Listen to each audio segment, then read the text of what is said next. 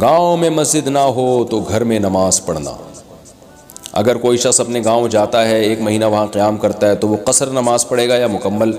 ہمارے گاؤں میں مسجد نہیں ہے، مسجد دوسرے گاؤں میں ہے جو 30 منٹ کے فاصلے پر ہے، تو اس صورت میں نماز جمعہ کے علاوہ دوسری نمازیں گھر پر پڑھی جا سکتی ہیں یا نہیں؟ محمد شمس کراچی سے۔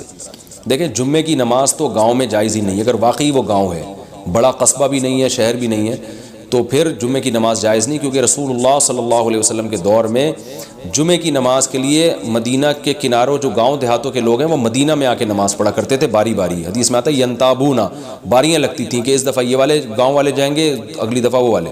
تو ہمیں نہیں کہیں ملتا، کوئی ضعیف روایت بھی نہیں ملتی کہ گاؤں میں نبی کے دور میں کہیں جمعہ ہوا ہو۔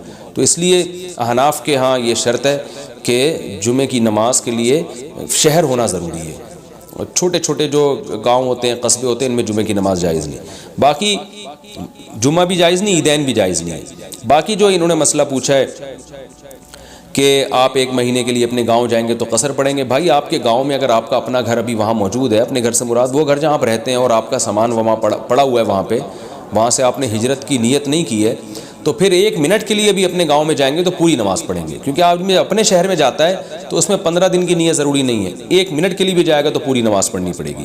اور رہا جماعت کا مسئلہ، تو 30 منٹ کے فاصلے پر ہے تو پھر ٹھیک ہے، مسجد میں نہ جائیں، آپ گھر میں نماز پڑھیں، لیکن آپ پر لازم ہے کہ اپنے گاؤں میں مسجد بنوانے کی فکر کریں، کیونکہ مسلمانوں پر لازم ہے کہ جماعت سے مسجد میں نماز پڑھا کریں۔ اگر مسجد نہیں ہے تو مسجد بنانا واجب ہے، تو آپ پر لازم ہے کہ آپ گاؤں کے اہل محلہ کے لوگوں کو اکٹھا کریں، ایک چھوٹی سی مسجد بنائیں۔ اگر مسجد نہیں ہے تو پتھر کسی کی زمین میں لے کر نا، یا اپنی زمین کا کچھ حصہ وقف کر دیں، پتھر کچھ چاروں طرف کھڑا کر دیں اور یہ نیت کر لیں یہ آج سے مسجد ہے، اور قیامت تک کے لیے پھر وہ مسجد بن جائے گی۔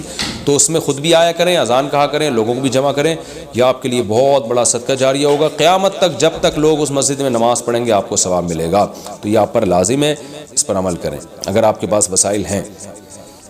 اور اگر جب تک یہ نہیں بنتی مسجد، گھر میں بھی جماعت سے نماز پڑھیں، بیوی بچوں کو کھڑا کر دیں اپنے پیچھے۔